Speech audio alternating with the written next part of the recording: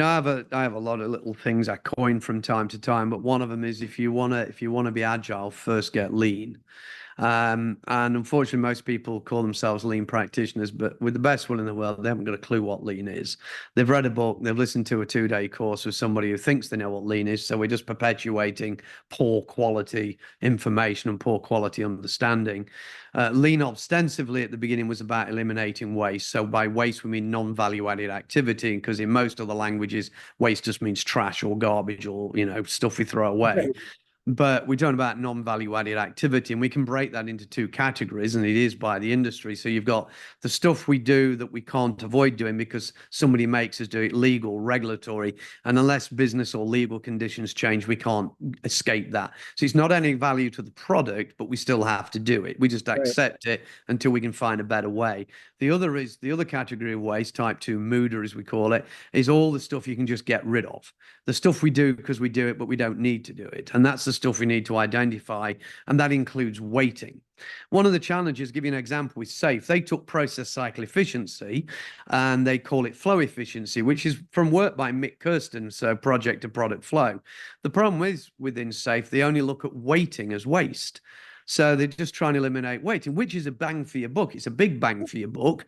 But what about all the other stuff we do we shouldn't do? The bureaucracy, the meetings about meetings about meetings, the status reporting when we've got millions of dollars investment in tools and dashboards. Why the hell do we need status meetings? Let's manage by exception. Let's just have this sort of ongoing, living in a meeting and hot desking with your webcam off so you can still keep working, when you're in somebody else's meeting.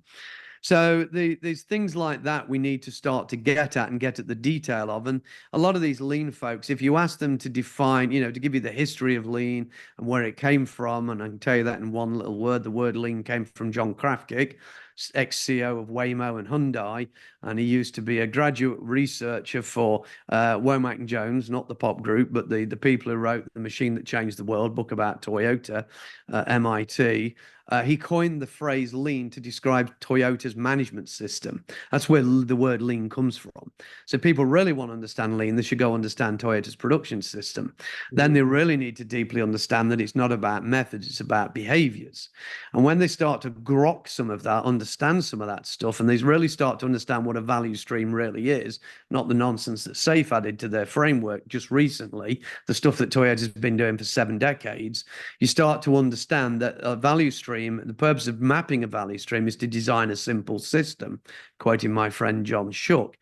When you start to get to this level of understanding and understanding what these things really mean, what Hijunka, what workflow leveling is, what Andon is versus Kanban, what value stream mapping is and the purpose of it, or as Toyota would call it, materials and information flow analysis. When you get to that level, now you're getting close to understanding how to design an organization for flow. And we then can go in and start talking about org design, org development, org change management. And we can start actually looking at what the real problem is. And the question I ask execs is, what do you think the problem is you're trying to solve? Because you went out and spent millions on training and frameworks and all these new roles and caused all this noise and disruption.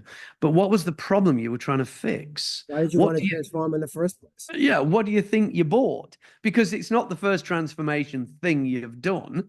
And if you're doing a transformation that means the others didn't work, did you not go back and see why you were doing the others and why they didn't work and what you were trying to achieve? Figure that out first. Don't just get somebody in who passes the talking stick around. Fire people who do that, by the way, and doing some 101 Scrum from the Scrum Guide, because I've got news for you. It ain't going to fix anything.